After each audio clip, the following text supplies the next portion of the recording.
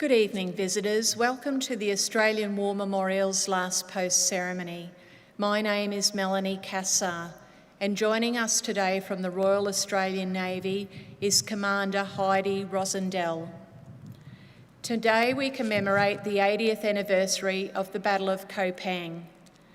3 months after the attack on Pearl Harbor and on the day after the bombing of Darwin, the Japanese invasion of Southeast Asia reached its southern limit with the invasion of Timor.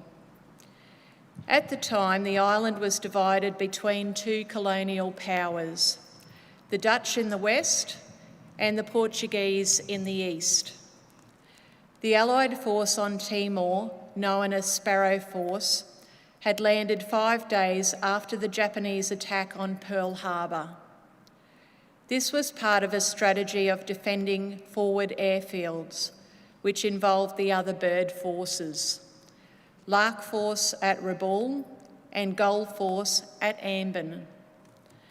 Based on the 2nd 40th Battalion, Sparrow Force also included a squadron of Royal Australian Air Force Hudson bombers, a battery of Australian Coast Artillery, and 1,000 Dutch troops.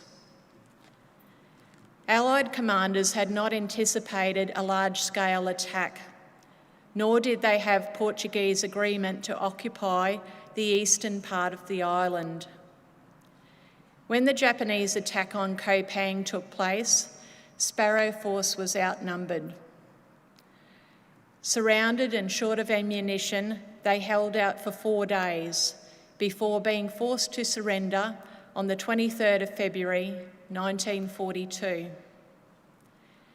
Elements of the force, however, including commandos from the 2nd Independent Company, continued a guerrilla campaign. Supported by the local population, they inflicted heavy casualties until August, when the Japanese launched a counter-offensive. Today we remember the Battle of Kopang. We pay our respects to the men and women commemorated here on the Roll of Honour, and to the survivors who returned home. Today we are honoured to welcome Mr. John King, President of the Returned and Services League of Australia, ACT branch. We welcome the veterans who have served, those that are still serving, and the families that love and support them. We acknowledge the members of RSL and Services Club Association, RSL Victoria, and RSL Queensland, who are watching the broadcast of this ceremony across Australia. During this evening's ceremony, wreaths will be laid at the base of the pool of reflection by visitors to the memorial. If you are able, please stand and join in singing the national anthem.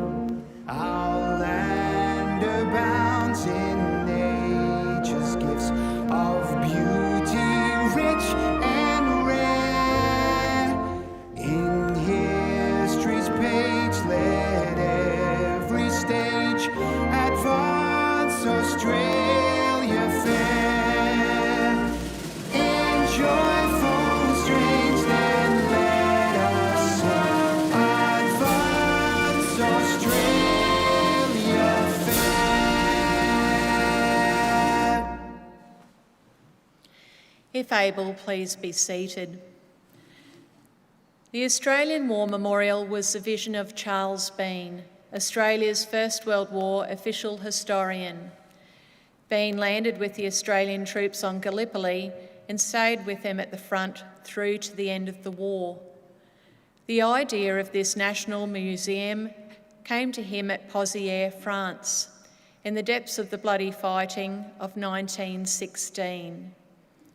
Bean's idea was that this would be a place where family and friends could mourn loved ones buried in faraway places. It would also be a place that could help all Australians understand what these men and women had endured and what they had done for us.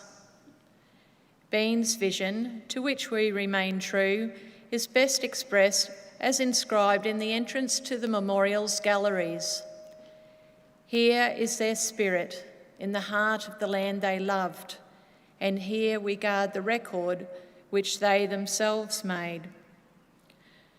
Tonight we will read the story behind just one of those on the Roll of Honour, which lists the names of more than 102,000 men and women who have given their lives for us in war and on operations for more than a century. But first we present a lament, Flowers of the Forest. Wreaths or floral tributes will now be laid at the base of the pool of reflection.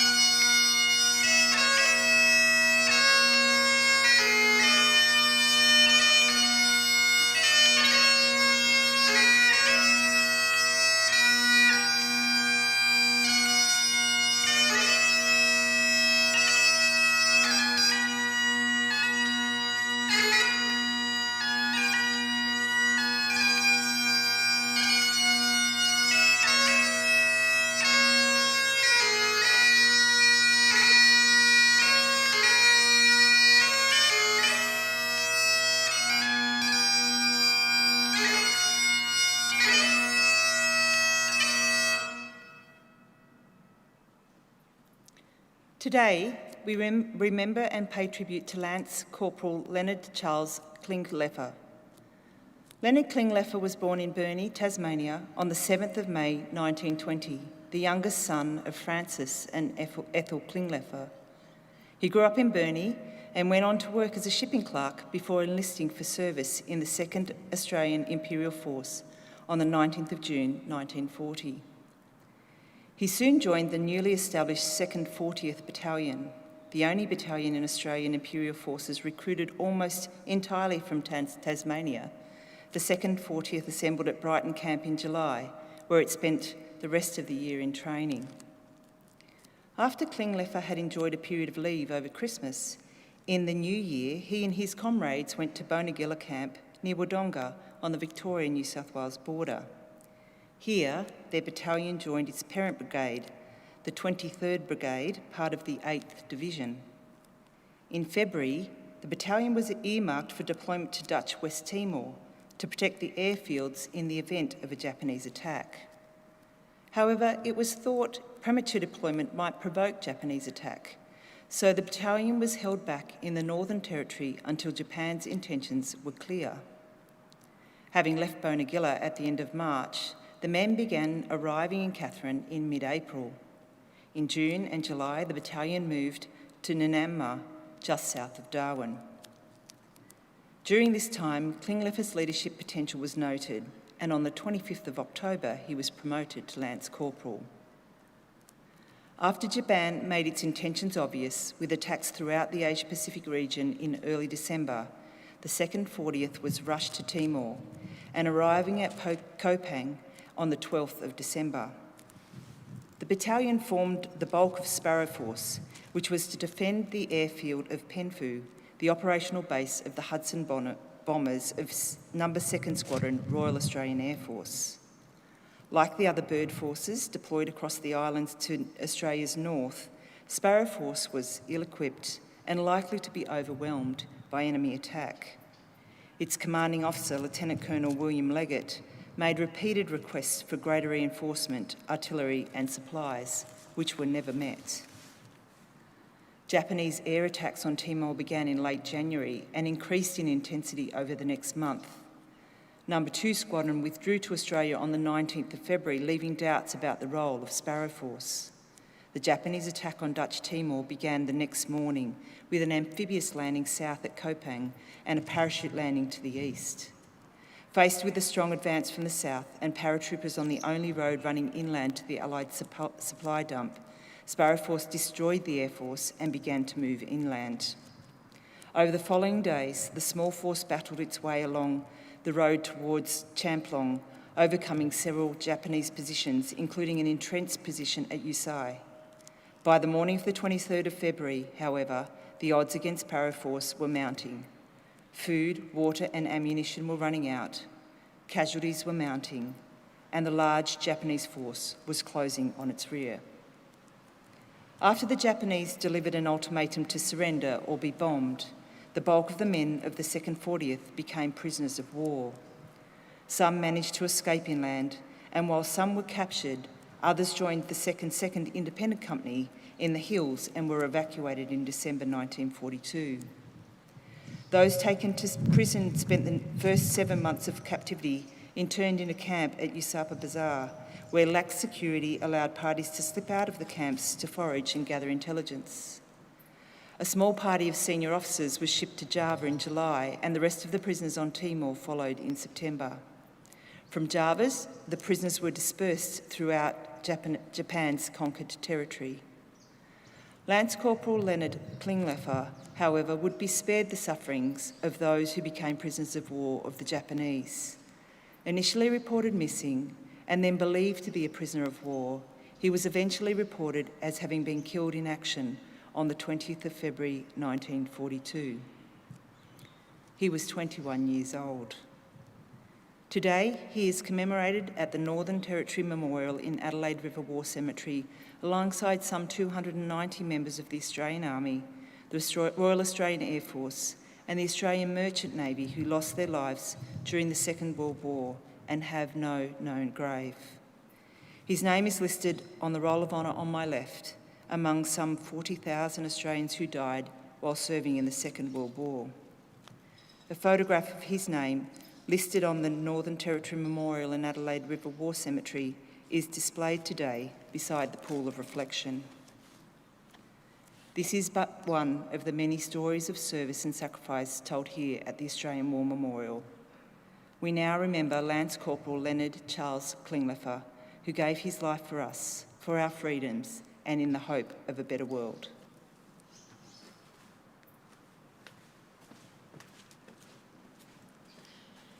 Please stand for the reading of the ode and the sounding of the last post.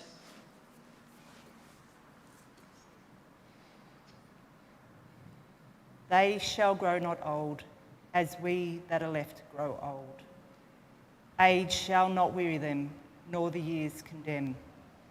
At the going down of the sun, and in the morning, we will remember them.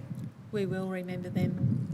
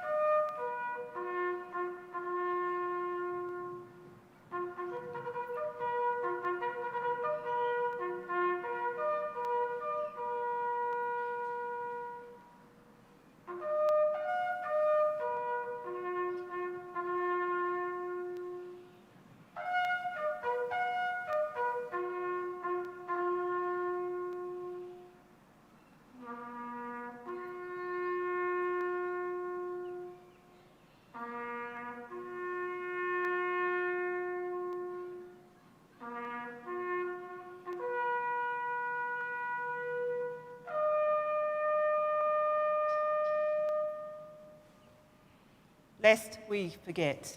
Lest we forget.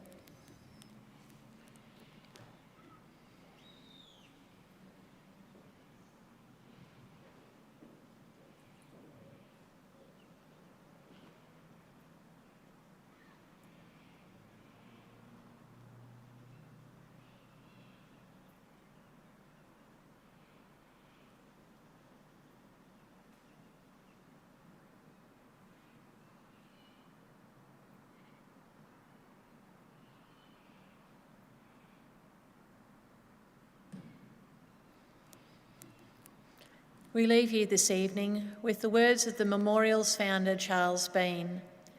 Many a man lying out there at Poziere or in the low scrub at Gallipoli with his poor, tired senses barely working through the fever of his brain has thought in his last moments, well, it's over. But in Australia, they will be proud of this. Ladies and gentlemen, girls and boys, that concludes the last post ceremony. On behalf of the Director and staff, thank you for visiting the Australian War Memorial today and for your continued support of the Memorial's development project. We appreciate your visit despite the challenges posed by COVID and wish you all a very pleasant evening. Thank you.